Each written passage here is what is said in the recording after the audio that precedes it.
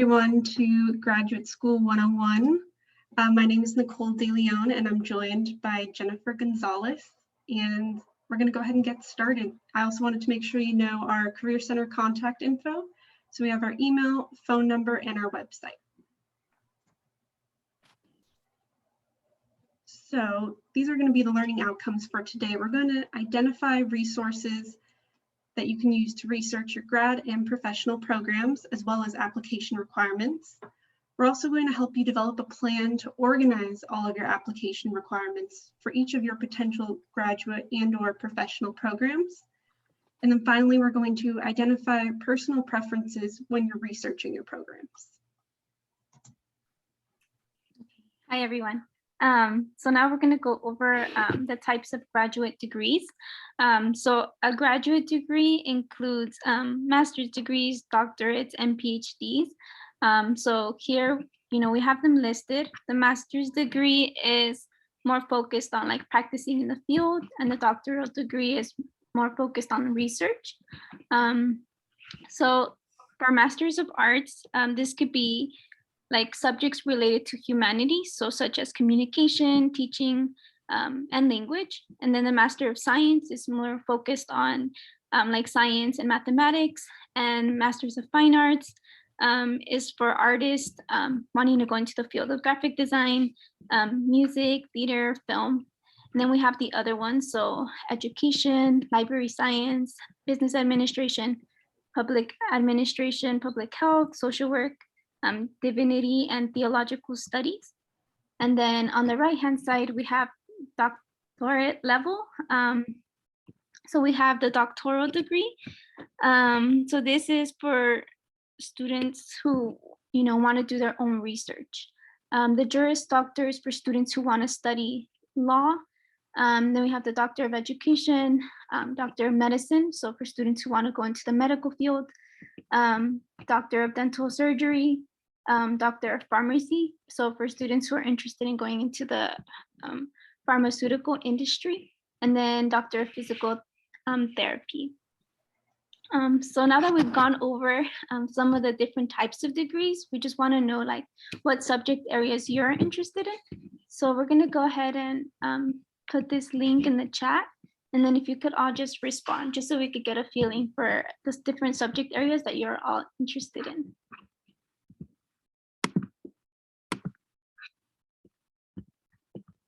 Thank you, Brenda. Got it. You want me to display the Padlet? Yes, please.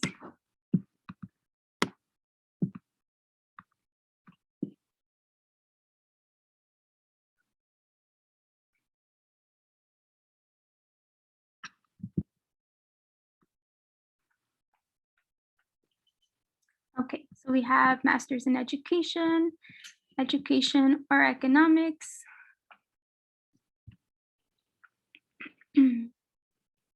Physical Therapy, Social Work,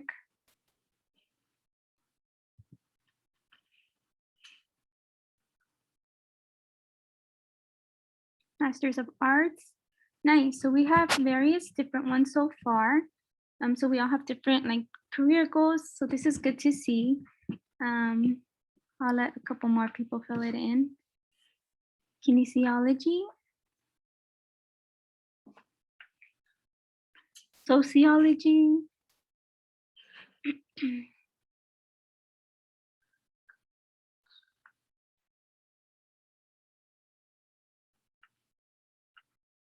cool. So education again. So we have a couple of educations.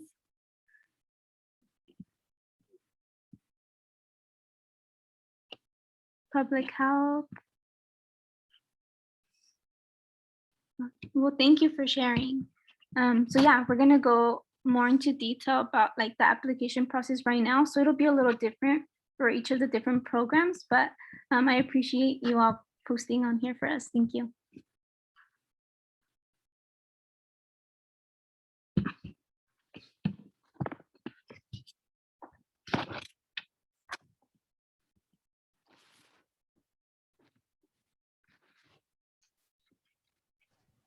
Sorry, I was mute.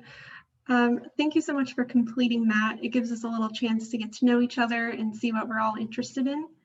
So we also wanted to share with you some data about what you can expect when you complete your master's or doctorate degree.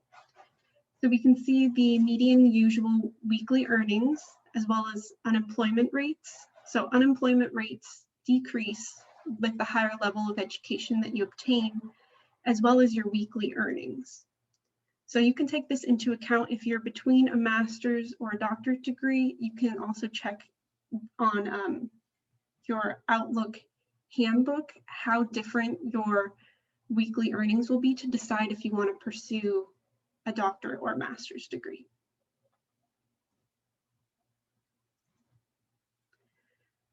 So we also want to see, why are you interested in graduate or professional school? This is going to give us a chance to also get to know each other and then see if our reasonings may connect each other, or we may find that we have a variety of different reasons. So I'm going to stop screen sharing so Brenda can share her screen.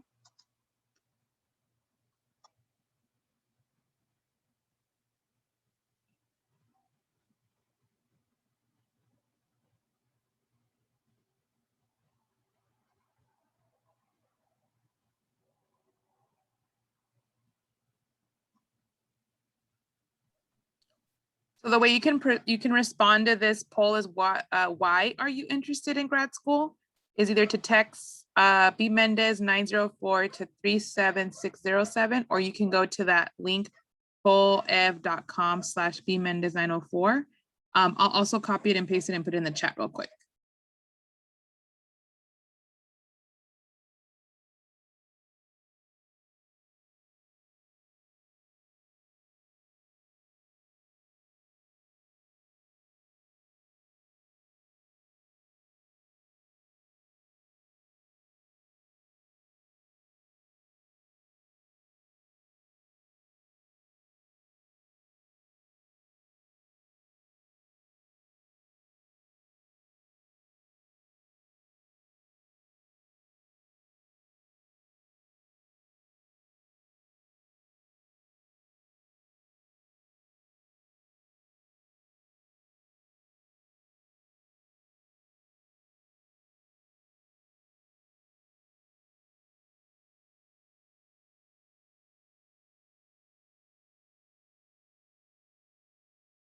It didn't copy. Sorry about that. Copy link address. Okay, let's try this again. Let's try that now. That should work.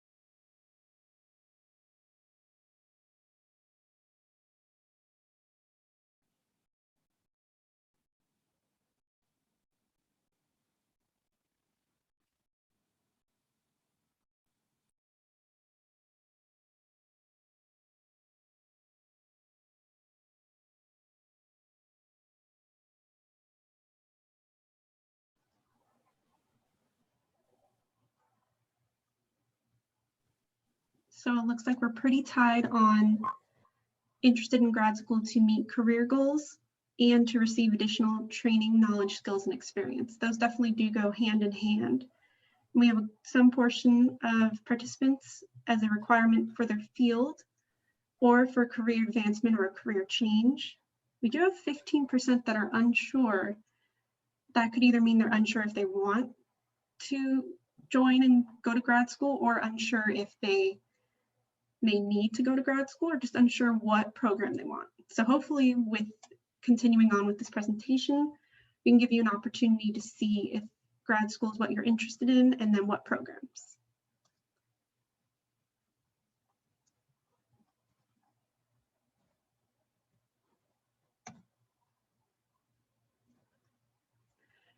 So when you're looking at a program, you need to figure out what is right for you and also follow your dreams. So when you're looking at programs, you're going to want to consider the size and the location. So size being, what does their cohort look like? Do they have a cohort system? So that means, do they start with one group fall semester or spring, and that group stays together throughout their courses? Or is it a non-cohort group, meaning students can enter and take courses as they like versus planned courses? As well as look at the school's values and mission. Make sure they align with your own values. Look at the nature of the program. So some programs require students to get internships, complete fieldwork hours or practicum hours, and that can greatly assist you when you're looking for a career post-graduation. You'll also want to look at cost of attendance. So maybe it meets everything: size, value, the nature of the program. But if the cost of attendance is too high, you may be able to find another program that is equally as nice, but doesn't cost as much. You'll also want to look at the program resources and facilities. So learn about the program by contacting faculty or alumni or current students as well. And then also learn about scholarships and graduate assistantships. So I think a lot of students think once you're done with undergrad, you lose all these opportunities for scholarships. That's not true. There's definitely opportunities for scholarships as grad students, and there's opportunities within your specific school. So Masters of Education may have scholarship opportunities, as well as different types of financial aid.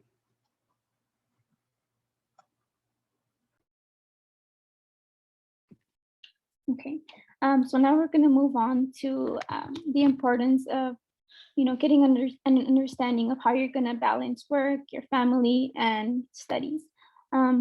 So the first thing is to define your time boundaries, right? So you want to make sure that you're utilizing planners, Google Calendar, and anything else that's helpful for you to stay organized. And then you want to make sure you're practicing self-care. So you want to figure out what this means for you. I know that, having jobs and internships is stressful enough, and then adding school, it's like, it can be very stressful, but you want to make sure that you're making time for yourself. So this could be, spending an hour reading a book that you like, going for a walk, going for a run, cooking, watching TV. So you just want to make sure that whatever taking a break means to you, that you do that so that your brain and your body, gets that break, and, that time away from work. Next, we want to make sure that you are getting the emotional support that you need. So a way that you can do this is by providing your family, your friends, and any other support systems that you have, letting them know like what you're doing, and just letting them know what you need from them. So this is super important too, because at first, maybe your family doesn't understand, that you need to do homework on the weekends and you're used to spending time with them. So part of creating that balance is just communicating with them and letting them know what it is that you need from them, so that you can do well in your classes, but also feel supported by them, right? You don't want to like isolate yourself. Next, you want to make sure you create a long-term budget plan. So you want to factor in personal and academic needs while on a budget. You want to develop a reliable transportation. So if you'll be commuting to school, right now we're virtual, but if you'll be commuting, then you want to make sure that you'll be able to get to your evening classes on time. Then you want to make sure you also work hard without overextending. So you want to make sure that you can determine what it is that you can commit to without, before your body slows you down. So you don't want to have too much on your plate. So this is all different ways where you can figure out how to manage your time and how to continue doing well in your classes while you're in school.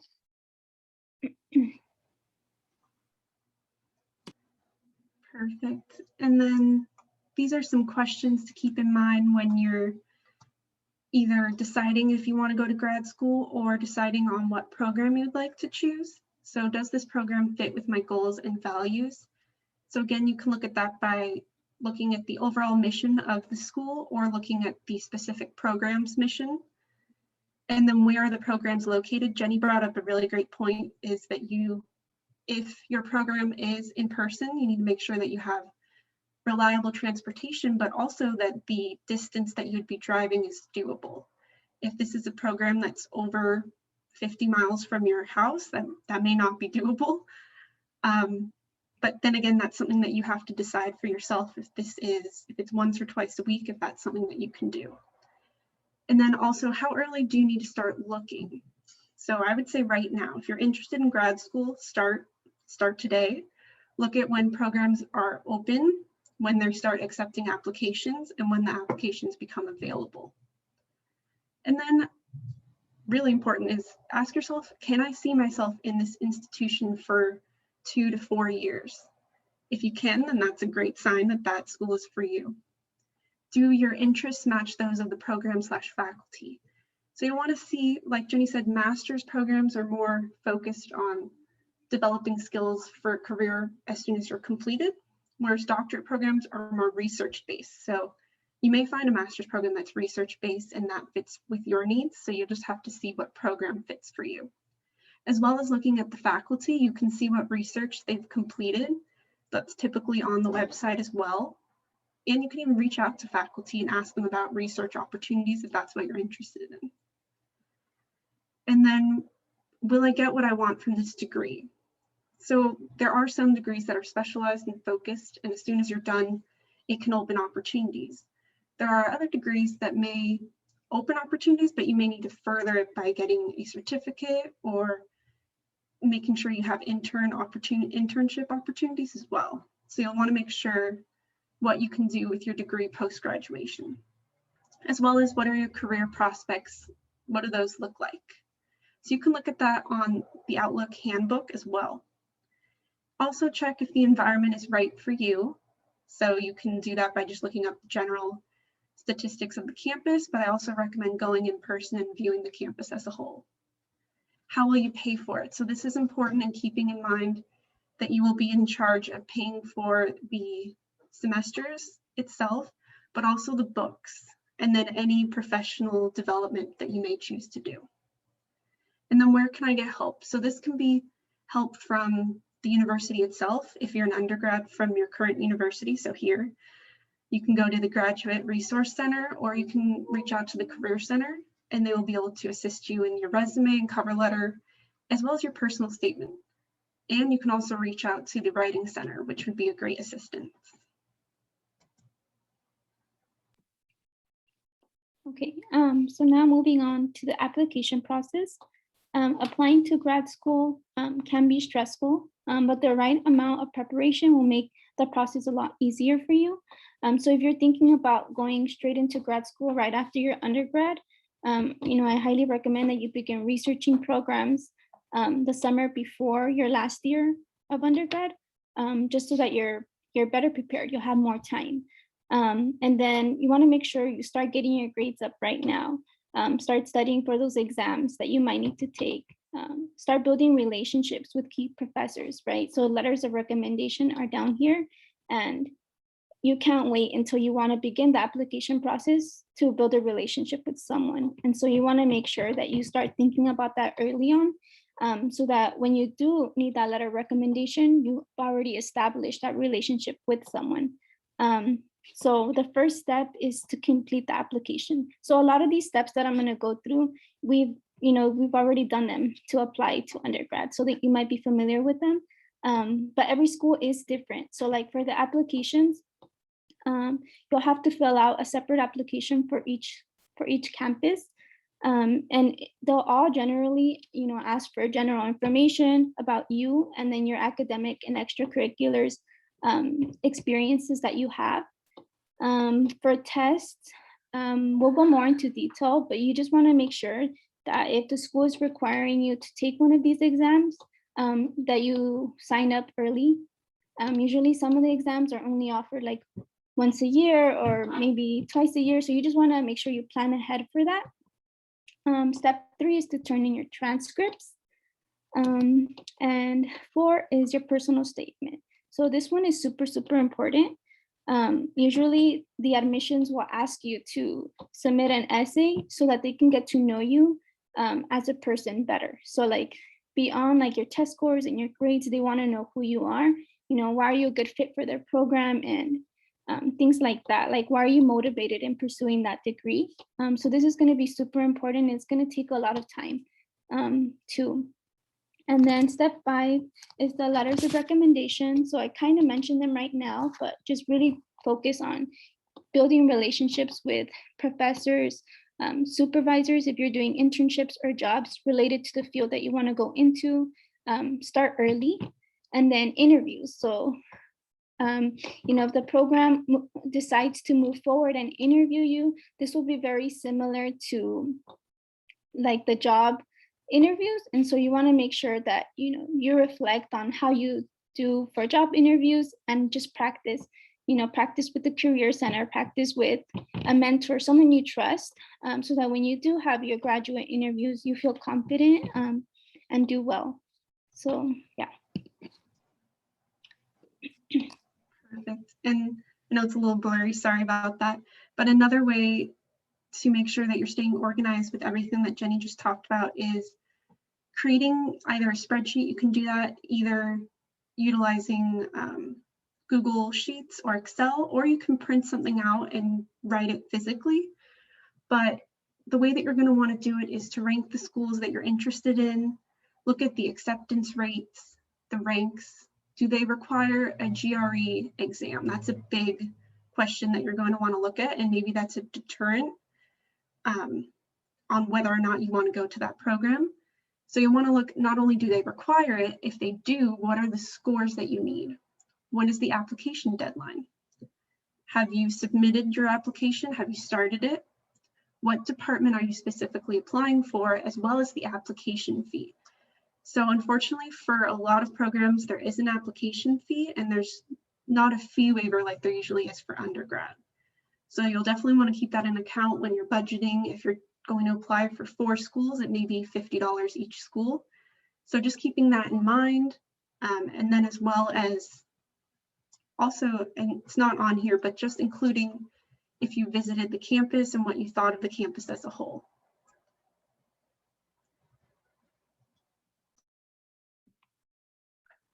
Okay, so now moving on to the entrance exams that we just mentioned. You want to make sure that when you're reviewing what is needed, that you identify the type of entrance exam that is needed for the program that you're applying. And then something important to note here too, sometimes the program will waive the entrance exam if your GPA is above a 3.0. So that's super helpful. I didn't know that when I applied, but thankfully I didn't like pay for the exam, so I didn't take it, but super important. And then I'm just gonna go over the different exams. So the GRE is basically like the SAT for graduate school. So, you know, there's a lot of resources to prepare for it if you do need to take it. The GMAT is for students who are interested in pursuing like a business degree, an advanced business degree. The LSAT is for students who want to go into law school. And then the MCAT is for students who are aspiring medical students. So those are the different ones. It's not just the GRE. And then, like I mentioned earlier, some of the exams are offered at any time, and others are only offered a few days a year. So you want to just make sure that you log on to their websites and have that information. And then you want to determine how you're going to prepare for the test. So you can review test samples online. There's usually resources that will help you prepare. And then you want to identify if the program requires a minimum score. That way you have like a goal set in mind, right? So if you notice that you're struggling in a certain area, say like the math, right? So like the GRE, like I mentioned, it's like the SAT. So it's gonna have like math, reading, like vocabulary, problem solving. So it's like split into different sections. So you can study like that. And if you notice that you need more practice in math, then you can focus more on that. That way, you know, you meet that minimum score. So yeah.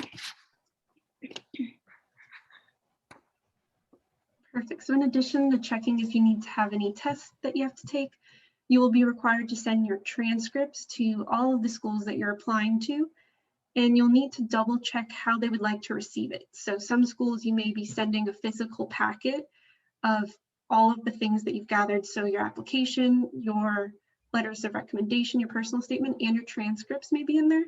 Other schools may ask for a physical copy to be sent directly to their admissions office, or ask for a digital copy to be sent to them. So you'll need to just make sure you double check, and usually I would recommend adding that on your Excel sheet as well. And when you're sending the transcripts, you need to make sure that you understand that if you physically open the transcript, whether that be the actual envelope or the digital envelope, then they're void. So they're no longer valid transcripts. So just keep that in mind if you do end up getting physical ones to your house, not to open them. So personal statement. So for personal statement, you want to make sure that you allow yourself plenty of time, right? It's going to be a work in progress. Like you might have like 20 drafts. So you want to make sure that you're following the question prompt carefully, that you're prepared to do several drafts, and also get assistance from the Career Center, professor, family, friends, and the Writing Center. So you want to think about what your story is. So usually campuses will either, they require the personal statement, or they'll call it a statement of purpose. So the difference between these, the personal statement is more about you as an individual, and the statement of purpose is more about your relevant background and goals. But either way, in both, you would want to highlight relevant experiences that you have to the field. So those words are used interchangeably.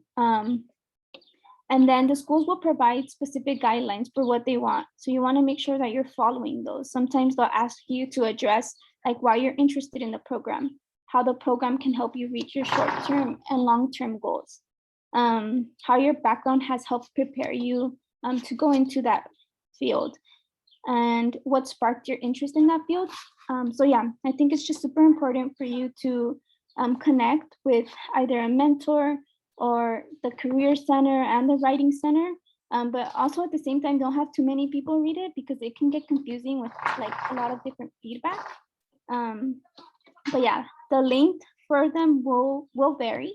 And so you just want to make sure that you are, telling your story and being authentic as possible. And also just make sure that it's convincing and compelling. You want them to get to know you as a person beyond like your GPA and your grades and things like that.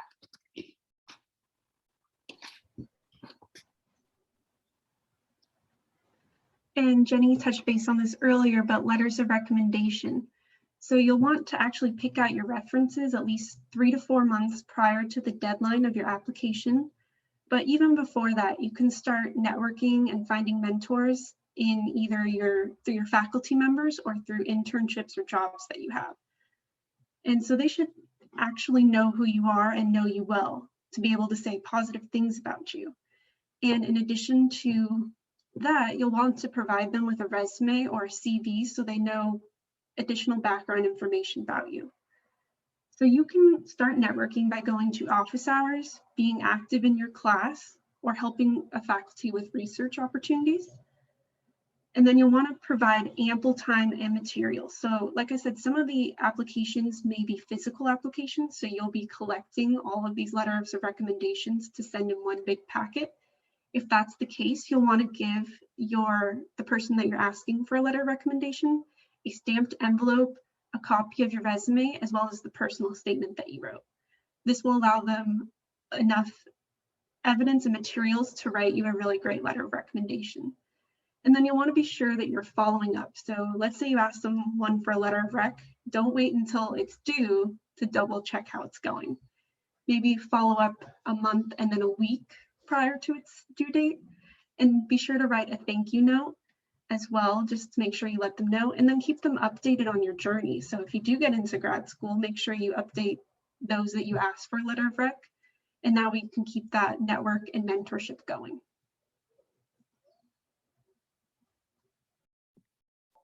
And then finally, we're going to go over some of the resources at CSUTH. So the Career Center is the first one we have on here. So super important. Like Nicole just mentioned, with your application, you'll want to include your CV, so your curriculum vitae. And so it's super important that you utilize the Career Center resources so that they can provide feedback before you submit that along with your application. And then also attend the Graduate and Professional School Week, similar to the one you're attending right now. And then we also have the Graduate Studies Office. So they have all the information about all the different graduate programs here at CSUDH. So if you're interested in going into education or business, or I think I saw social work, you can start here, right? So you can set a goal for yourself to get information about one of the programs that you're interested here at CSUDH. The next one is specialized advisors. So there's pre-health, pre-business, or pre-law. So you can also utilize those if you're interested in going into business or law or health. Then we have the CSUDH library. So they have the college source catalog and the Peterson's graduate program guides. That could be very helpful too. And then people, right? So any professors and alumni who may be professionals in your field of interest. This one is super important too. You'll most likely be getting, if you've had a relationship with someone, you're going to be getting a letter of recommendation from someone in the field. And so it's super important that you connect with them and, ask for assistance through this process, because they've already been through it and they want to help. So yeah. Also, I think something that I forgot to mention, but Brenda mentioned earlier, was the standout. So like to prepare for your interviews, the Career Center has standout, and you can utilize that to get feedback on how you interview. So that's super helpful too. And just wanted to add, it's interviews first. You can record yourself. And then, for instance, if you want to share it with one of us or even one of your advisors and mentors to give you feedback, you can, because what it does, it records you and your interviewing abilities, because sometimes we know what our own nervous tics are, and sometimes we don't pay attention to some. So it's kind of helpful. And then you get to choose the types of questions. So there's hundreds and hundreds of questions that you can customize based on what your goals are. So you have access to that tool. So I put that in the chat as well. Thank you so much, everyone, for coming. We'll be around. If you have any questions, feel free to put them in the chat, or you can unmute yourself. If not, we hope you have a wonderful rest of your day. And I wanted to add one more thing. Natalie actually asked in the chat if she can still use the Career Center as an alumni, or the Writing Center. The Writing Center, I'm unsure, so I would recommend asking them. I'm not sure of their protocol, but for us, you get free services for one full calendar year. So if you're graduating May 2021, that means you continue to get support until May 2022. So it's the same services you would have as a student. So attending workshops, one-on-one career coach appointments, panels, any of the events we host are all still continue to be free for you to use. All we ask is you join the Alumni Association, which is also free. And then let's say after your 1 year of services, you still have access to Handshake Forever. So we don't take that away from you either. Do you know if most schools are the same with that? Because I go to CSUN, but I saw the flyer, so. Yeah, no, actually, I'm not sure. I think some of our sister campuses actually charge, or they charge their alumni association. So you might want to ask CSUN what they do. We don't charge our students, so we let you keep it for free. But I know I went to Long Beach for undergrad. I know Long Beach requires you to pay the Alumni Association, and that's what gets you like lifetime access to their Career Center. So it just depends. Okay, thank you. Any questions about the event or anything that Nicole or Jenny brought up? I have a question, but it's more like pertaining to myself. But it's more like what post-grad could I pursue in the kinesiology field? Oh, I was wondering who wrote that. I'm like, who wrote that? Well, okay, so there's two things we can do, Alan. We can really quickly chat about it here, but also I highly recommend you meet with one of us to kind of brainstorm and see what you want to do. So fun fact that all of you should know is no matter what you choose to do in terms of grad school, 99.9% of the time, all they want is a bachelor's. It doesn't matter what. So it just really depends on what your area of interest is. So if you want to continue with kinesiology, I've known of students who go into PT, you know, like physical therapy, occupational therapy. I know some go into nursing, sports medicine, some go into student affairs. I mean, it just really depends on what your career goal is. And so, in your interest, right? So that's something I always recommend students is to meet with the coach so we can kind of dive into that. And I did notice some folks when we did the poll everywhere also said they're unsure as to why they want to do grad school. It's something you really want to think about, because speaking as to someone who's in grad school again right now with my doctorate, it's not something to take lightly. It's a very huge commitment. Even with a master's degree, you need to be sure you know how you're going to apply that degree and what capacity, right? It's not like undergrad where you can switch majors and jump around. It's literally you're in this program from 2 to 3 years. And it takes up a lot of your time. So I know Nick can definitely talk about that. Jenny can definitely talk about that. Gerardo can definitely talk about that. We've all gone through it where it's a huge time commitment. So you want to be fairly sure as to what your career goal is or why, right? So again, the Career Center can help you explore that a little more in depth. I did want to mention, first of all, thank you, Nicole and Jennifer, great presentation. Dang, you're comprehensive. So great work.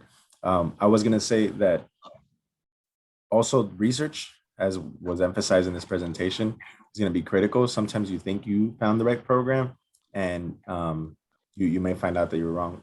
In the case of one of my colleagues, we did the higher education program at Long Beach, and they had found out that actually I want to do counseling. And that specific program, while it was great, we all wanted to do higher education. We enjoyed the work that we were doing. That one specifically didn't speak on counseling. And that person then decided to take some time off and then reapply to a graduate school program. So even then, even within the fields and within programs, they're very tailored. So once you go to graduate school, as been mentioned, it's very much tailored to exactly what you're trying to do. So that research is super critical.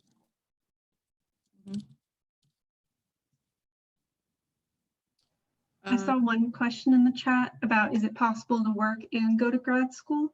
That's a great question. And Brenda mentioned that she's working full-time, teaching a course, and going to get her doctorate degree. So she is just amazing, hands down. I'm not your, just don't do it. Don't do it. 10 out of 10. I'm just over an achiever. So I'm the type of person like, what else can I do? But seriously, all jokes aside, like Nick, you know, you work as well. Like right now, I think the flexibility is that we're remote, but it is possible, but you want to also see the types of programs. So the program that both Nick and Jenny are in, I was in. It's the counseling program at Dominguez. When I did it, it wasn't very much a cohort model. We took courses here, like whatever, you know, pace we were at. So I would some semester take 2 or 3, but now they're requiring folks to take 4. So taking a full courses and working a 40-hour work week is tough. So it is possible, but again, these are things you want to consider when looking into programs. And then Nick, did you want to add something? I'm sorry I cut you off. No, you didn't. In addition to that, though, if you have courses or programs that require fieldwork or practicum hours, that can be anywhere from 200 hours a semester to 600 hours a semester. So you'll have to see maybe your current job will fulfill those hours, but I also recommend getting internships at different locations or different schools, depending on what your program is that you're looking at, because this is allowing you to get greater opportunities to add to your resume as well. Sylvia, can you elaborate on your question? I'm a little confused. You're saying it's not, this is so jumping into a program to help only, I want to understand what you're asking. It was like you said earlier, someone said like only go because it's like a full-time commitment, only go if you're like sure about how you apply the degree to like a career. Like, should you not pursue it if at the moment you're not 100% sure about what kind of career you have, but you like, I mean, you want to like go more in depth in like a topic of interest? So are you talking about possibly pursuing it to be more like on the academic and like a scholar, right? Like research and contribute to academia? Is that what you're talking about?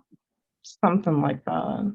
If that's your goal, then yeah. But what I'm saying is, as Gerardo mentioned, right? Some folks go into a program without doing thorough research and end up in a program that they're not happy with, or it isn't helpful in the field. So here's an example. I've met students who are psychology undergrad majors, and they want to go into therapy and become therapists, but instead of doing the research, they just go into a master's of psychology, which isn't a clinician degree. And so they're kind of stuck now with the master's degree that isn't aligned with what they want to do.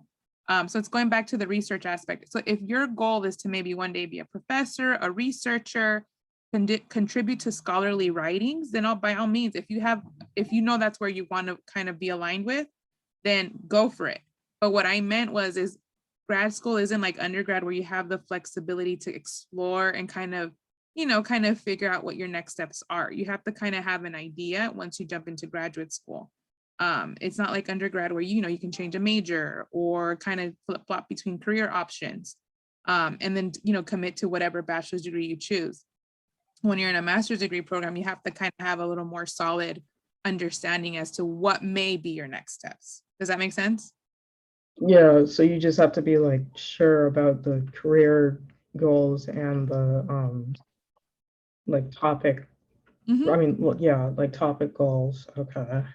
Yeah, just a little better understanding than you are in undergrad, right? Because like I said, once you're in a program, and it's a huge financial, and I know Nicole and Jenny talked about it, but it's a huge financial commitment as well, because there is a limited amount of funding available for folks. So a lot of times it's often loans or out of pocket fees, and you don't want to pay extra for something that you're not 100% committed to. Okay, thank you. Yeah. Any other questions? I just wanted to mention, I appreciate that question, particularly as we're having a conversation with our students and being first generation. We may not have all the answers, and we may not have all the paths laid out for us, very neatly organized. But a great tool that you can definitely leverage is informational interviews. So even if you don't have folks, in your immediate circle or networks that you may know very well, you can even reach out to that program, right? These programs will have coordinators and faculty, and you can reach out to them and say, hey, I'm really interested in this program.